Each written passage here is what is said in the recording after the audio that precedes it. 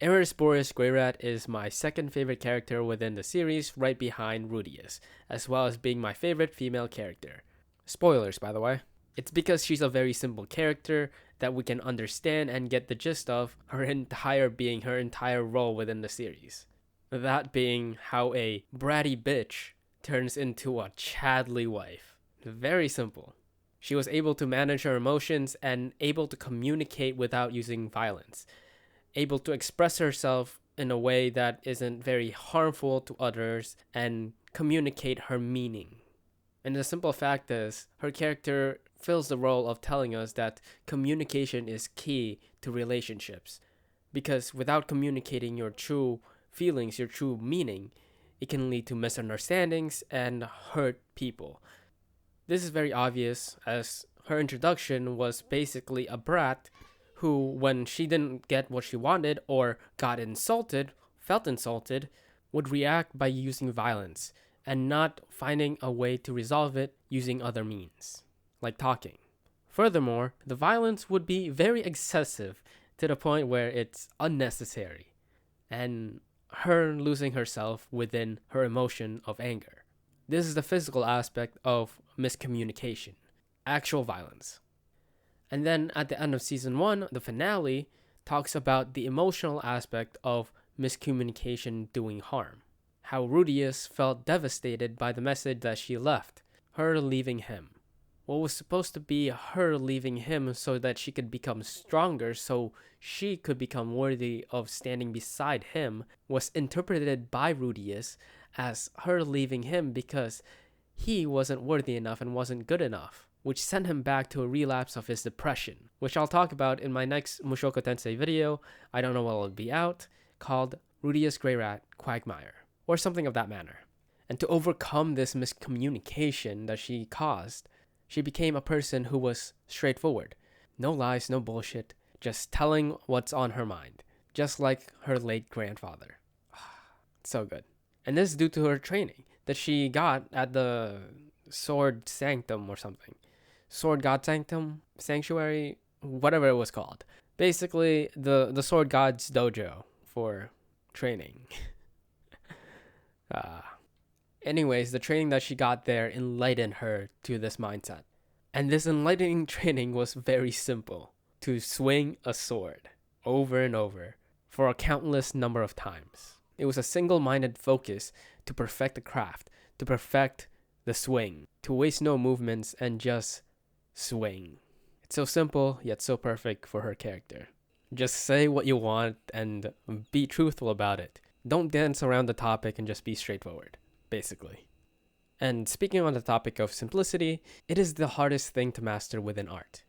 I'll give you an example. A circle is a very simple shape, yet if you want to master how to draw it perfectly each and every time, it's extremely difficult. For one, I can't really do that often. I might be able to do it in like 1 in 1,000 draws, 10,000 draws, but it takes a while. And if you ask most people, they can't. And that's why I love Eris's character. She is the embodiment of simplicity. Simplicity in the way she lives her life, in the way she talks, in the way she carries herself, as well as the way she fights. Her strongest ability is to strike her enemy with one singular strike. It's a very powerful strike, yet it's just one movement. And anything that gets in the way of that movement causes significant amounts of inefficiency, to say the least. But let's move on to another aspect of her character. Her insane amount of determination and dedication to anything that she does. Once she has a goal, she never gives up. And this is very evident in every timeline that she exists in. But none more prominent than the main timeline, obviously. In the beginning of the story, she was really bad at reading and writing. But she was able to push forward and continue her studies, even though she hated them. When she got transported to the demon continent, she was afraid and weak. Weaker than Rudius by a long shot. But she trained to get stronger and be of use to Rudius. Her progress was slow compared to the prodigy that is Rudius Greyrat and his genius, which was shoved right into her face when she was defeated by Rudius when he obtained his demon eye. But she didn't give up. She continued to grow stronger, to train every single day. Even scratching Rudyard gave her enough motivation to continue with her journey of growing stronger, her journey of self-improvement, similar to Rudius. And this was carried throughout all her training that she endured under the tutelage of the Sword God. She never gave up because of her internal motivation. She never gave up because of her strong internal motivation to grow stronger because of her love for Rudius. She didn't need an external incentive to do this.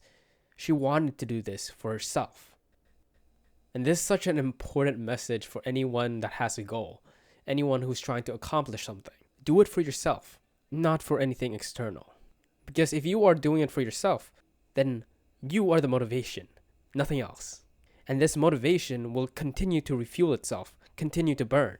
And yes, of course, there's more to it than just that. It's much more of a complex and nuanced situation about motivation and what gets people going. But that was the simple message that I got from Eris's character. And so I'll stick with it. Okay, so I have 6 minutes of this video done. However, there's only 3 minutes and I want to talk more about her, but I want to also talk about the art that I'm doing. And don't worry, I'll link it back up to what we were talking about throughout the whole video. Anyways, this Eris piece has been the single most complex digital art that I've done so far. I'll probably be doing much more complex things in the future, but this is my current level. I started this piece on March 8th, 4 days before I posted last week's video, and finished the piece on March 17th, the day after the OVA was released. A full 9 days. However, I only spent about 13 hours on this piece, and I got this number by adding up the time from all the raw footage. And to me, this is a significant improvement. It shows to me that I am massively improving and becoming more efficient with how I do my art. But you won't believe me unless I give you context. The artwork for last week's video, the Mushoku Tensei Eris Greyrat Grey Trash video, took around 10 hours. Next week's video, where I talk about my favorite manga panel of Bleach, took around 8.5 hours. The art pieces for my Gin Ichimaru video and my Bleach strips video took around 10.5 hours each. The main difference between all of these and my current piece is that my current piece is a full body image, while the other pieces are only headshots and busts. Not to mention, the best panel video will be in black and white and not in color. Not only is that a significant increase in difficulty in terms of complexity, the piece also has a higher level of quality. In other words, I'm more efficient and better at drawing. In digital, of course. And just like Eris, I am honing my craft, fully dedicating myself to creating art pieces. I want to improve. I want to improve on my art. And this is just a benchmark for my current level currently. That's redundant. But I'm going to keep that in because I don't have enough time to edit. And the reason why I'm posting this video now instead of much later after I've posted my previous work is because I want to show you guys my improvement. And I want to get to the point where I can post my current work instead of the backlog of previous works. Works that are not very representative of my current skill level. But until I get to that point, hopefully you'll watch me as I continue my journey through art.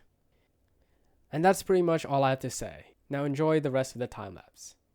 Peace out.